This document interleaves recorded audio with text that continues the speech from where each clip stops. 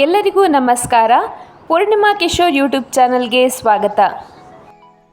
ಇಂದು ನಾವು ಮಂಗಳೂರು ಕಡೆಯಲ್ಲಿ ಮಾಡುವಂತಹ ಚಿಕನ್ ಸುಕ್ಕ ಇದನ್ನು ಹೇಗೆ ಮಾಡೋದು ಅಂತೇಳಿ ನೋಡ್ಕೊಂಡು ಬರೋಣ. ನನ್ನ ಚಾನಲ್ನ ನೀವು ಮೊದಲನೇ ಬಾರಿ ನೋಡ್ತಾ ಇದ್ದರೆ ಸಬ್ಸ್ಕ್ರೈಬ್ ಮಾಡ್ಕೊಳ್ಳಿ, ಹಾಗೆ ಬೆಲ್ ಐಕಾನ್ನ ಆನ್ ಮಾಡ್ಕೊಳ್ಳಿ. ಕಡಿಮೆ ಸಾಮಗ್ರಿಗಳನ್ನು ಬಳಸ್ಕೊಂಡು ರುಚಿಕರವಾದ ಚಿಕನ್ ಸುಕ್ಕವನ್ನು ಹೇಗೆ ಮಾಡೋದು ಅಂಥೇಳಿ ನೋಡ್ಕೊಂಡು ಬರೋಣ. ಮೊದಲನೆಯದಾಗಿ ಒಂದು ಪ್ಯಾನ್ಗೆ 2 ಸ್ಪೂನ್ ಆಗುವಷ್ಟು ತೆಂಗಿನ ಎಣ್ಣೆಯನ್ನು ಹಾಕ್ಕೊಂಡಿದ್ದೇನೆ.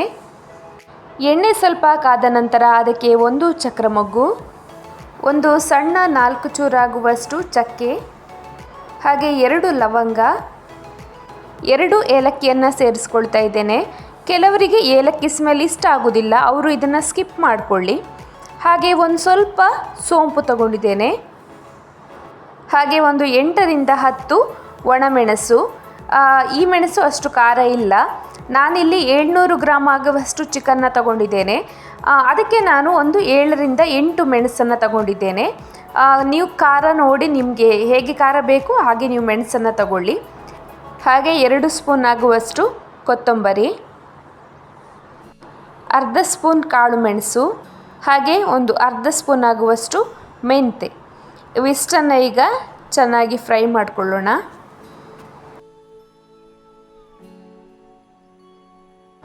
ಈಗ ನಾವು ಚಿಕನ್ ಸುಕ್ಕಕ್ಕೆ ಬೇಕಾಗುವಂತಹ ತೆಂಗಿನ ತುರಿಯನ್ನು ಫ್ರೈ ಮಾಡಿಕೊಳ್ಬೇಕು. ಇಲ್ಲಿ ನಾನೊಂದು ಸಣ್ಣ 1 ಕಾಯಿಯನ್ನು ತಗೊಂಡಿದ್ದೇನೆ. ಇದನ್ನು ನಾನು ಆಲ್ರೆಡಿ ಮಿಕ್ಸಿಗೆ ಹಾಕಿ 1 ಸುತ್ತು ತಿರುಗಿಸ್ಕೊಂಡಿದ್ದೇನೆ.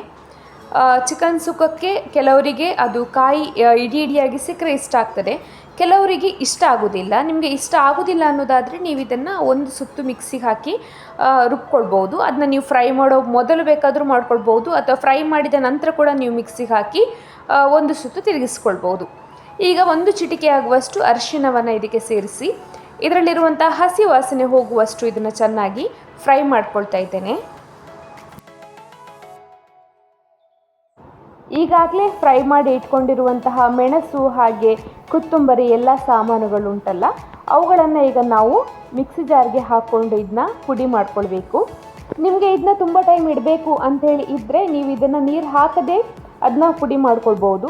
ಇಲ್ಲ ನಿಮಗೆ ಈ ಕ್ಷಣಕ್ಕೆ ಸಾಕು ಅನಿಸಿದ್ರೆ ಅದಕ್ಕೆ ಸ್ವಲ್ಪ ನೀರನ್ನು ಬೆರೆಸಿ ಅದನ್ನ ನೀವು ರುಬ್ಕೊಳ್ಳಿ. ಇಲ್ಲಿ ನೀವು ಅದಕ್ಕೆ ಜಾಸ್ತಿ ನೀರು ಹಾಕುವ ಅಗತ್ಯ ಇಲ್ಲ, ಮತ್ತು ನೀವು ಅದನ್ನ ಜಾಸ್ತಿ ನುಣ್ಣಗೆ ರುಬ್ಬುವ ಅಗತ್ಯ ಕೂಡ ಇಲ್ಲ. ಸುಕ್ಕಕ್ಕೆ ಆಗಿರೋದ್ರಿಂದ ಅದು ಸ್ವಲ್ಪ ಡ್ರೈ ಆಗಿ ಇದ್ರೂ ಚೆನ್ನಾಗಿರ್ತದೆ. ಜಾಸ್ತಿ ಇದನ್ನ ರುಬ್ಕೊಳ್ಳೋದು ಬೇಡ. ಇದಕ್ಕೊಂದು 4 ಎಸಳಾಗುವಷ್ಟು ಬೆಳ್ಳುಳ್ಳಿ, ಹಾಗೆ ಒಂದು ಸಣ್ಣ ಚೂರು ಶುಂಠಿ, ಮತ್ತೊಂದು ಅರ್ಧ ಲಿಂಬೆಹಣ್ಣು ಗಾತ್ರದಷ್ಟು ಹುಳಿಯನ್ನು ಸೇರಿಸ್ತಾ ಇದ್ದೇನೆ. ಹಾಗೆ ಒಂದು ಸ್ವಲ್ಪ ಅರಿಶಿಣವನ್ನು ಸೇರಿಸಿ ಬೇಕಾದಷ್ಟು ಇದಕ್ಕೆ ನೀರನ್ನ ಸೇರಿಸಿ ಇದನ್ನ ರುಬ್ಕೊಳ್ಳೋಣ. ನಂತರ ಒಂದು ಪಾತ್ರೆಯನ್ನು ಇಟ್ಟು ಅದಕ್ಕೆ 1 ಸ್ಪೂನ್ ಆಗುವಷ್ಟು ತುಪ್ಪ, ಹಾಗೆ 2 ಸ್ಪೂನ್ ಆಗುವಷ್ಟು ತೆಂಗಿನ ಎಣ್ಣೆಯನ್ನು ಇಲ್ಲಿ ಸೇರಿಸ್ಕೊಳ್ತಿದ್ದೇನೆ. ಎಣ್ಣೆ ಅನ್ನೋದು ಸರಿಯಾಗಿ ಕಾದ ನಂತರ ಒಂದು ದೊಡ್ಡ ಗಾತ್ರದ ಈರುಳ್ಳಿಯನ್ನು ಹಚ್ಚಿ ನಾನಿಲ್ಲಿ ಫ್ರೈ ಮಾಡ್ಕೊಳ್ತಾ ಇದ್ದೇನೆ.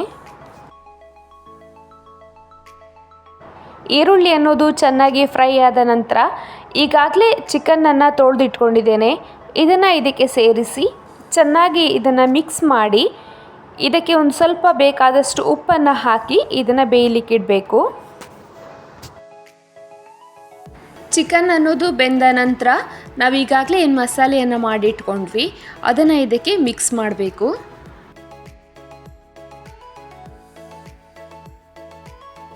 ನಂತರ ಈಗಾಗಲೇ ನಾವೇನು ಅದನ್ನು ಫ್ರೈ ಮಾಡಿ ಇಟ್ಕೊಂಡ್ವಿ ಆ ಕೊಕೊನೆಟನ್ನು ಕೂಡ ಇದಕ್ಕೆ ಮಿಕ್ಸ್ ಮಾಡಿ ಚೆನ್ನಾಗಿ ಇದನ್ನು ಮಿಕ್ಸ್ ಮಾಡಿ ಮುಚ್ಚಳ ಹಾಕಿ ಇದನ್ನ ಸ್ವಲ್ಪ ಮಟ್ಟಿಗೆ ಆ ಮಸಾಲೆ ಅನ್ನೋದು ಚಿಕನ್ನಿಗೆ ಹಿಡಿಲಿಕ್ಕೆ ಬಿಡಬೇಕು.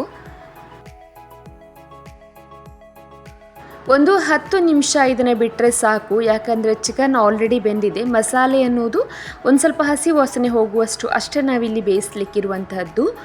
ನಂತರ ಉಪ್ಪು ಸರಿಯಾಗಿದೆಯಾ ಅಂಥೇಳಿ ನೋಡಿಕೊಂಡು ಅದಕ್ಕೆ ಮೇಲ್ಗಡೆಯಿಂದ ಸ್ವಲ್ಪ ಕೊತ್ತಂಬರಿ ಸೊಪ್ಪನ್ನು ಉದುರಿಸಿದರೆ ನಮ್ಮ ಮಂಗಳೂರು ಶೈಲಿಯ ಕುಂದಾಪುರ ಚಿಕನ್ ಸುಕ್ಕ ಅನ್ನೋದು ರೆಡಿ ಆಗ್ತದೆ. ನಮ್ಮಲ್ಲಿ ಈ ಸುಕ್ಕವನ್ನು ನೀರು ದೋಸೆ ಜೊತೆಯಲ್ಲಿ ಜಾಸ್ತಿ ನಾವು ಪ್ರಿಫರ್ ಮಾಡ್ತೇವೆ. ಇದಕ್ಕೆ ಬೆಸ್ಟ್ ಕಾಂಬಿನೇಷನ್ ನೀರು ದೋಸೆ ಮತ್ತು ಚಿಕನ್ ಸುಕ್ಕ ಅನ್ನೋದು. ಈ ಚಿಕನ್ ಸುಕ್ಕ ಅನ್ನೋದು ಚಪಾತಿಯ ಜೊತೆಯಲ್ಲೂ ಹಾಗೆ ನಾವು ಹಲಸಿನ ಹಿಟ್ಟೇನು ಮಾಡ್ತೇವೆ ಅದರ ಜೊತೆಯಲ್ಲೂ ಕೂಡ ಒಳ್ಳೆ ಕಾಂಬಿನೇಷನ್. ಎಲ್ಲದಕ್ಕಿಂತಲೂ ಸ್ವಲ್ಪ ನೀರು ದೋಸೆ ಜೊತೆಯಲ್ಲಿ ಬೆಸ್ಟ್ ಕಾಂಬಿನೇಷನ್ ಅಂತ ಹೇಳ್ಬೋದು. ಈ ಮಂಗಳೂರು ಶೈಲಿಯ ಒಂದು ಚಿಕನ್ ಸುಕ್ಕವನ್ನು ನೀವೆಲ್ಲರೂ ಕೂಡ ಒಂದು ಸಲ ಟ್ರೈ ಮಾಡಿ ನೋಡಿ. ತುಂಬ ಸ್ಪೈಸಿಯಾಗಿ ಚೆನ್ನಾಗಿರುತ್ತೆ. ಈ ಒಂದು ರೆಸಿಪಿ ನಿಮಗೆ ಇಷ್ಟ ಆಗಿದರೆ ಲೈಕ್ ಮಾಡಿ, ಹಾಗೆ ನನ್ನ ಚಾನಲ್ನ ಸಬ್ಸ್ಕ್ರೈಬ್ ಮಾಡೋದನ್ನು ಮರಿಬೇಡಿ. Thank you.